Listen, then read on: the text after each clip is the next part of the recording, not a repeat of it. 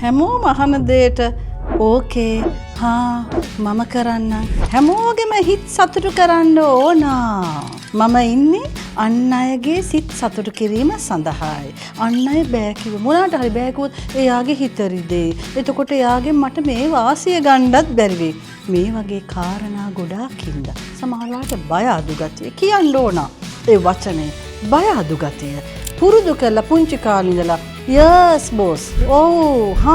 okay මේ වැවිලා අපේ දරුවන් දුන්න දෙමාපිය පර්සනැලිටි හදනකොටත් මේ අවුල කරනවා මේ විදිහට හැමදේටම ඕ කියන්න පුරුදු වෙන මනස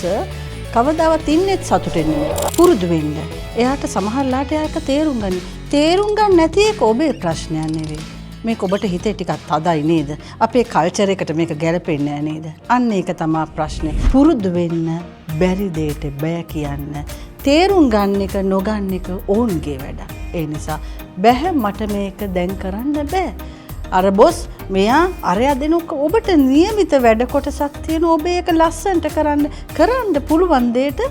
මම මේක කරලා දෙන්න මට මේක කරලා දෙන්න බෑ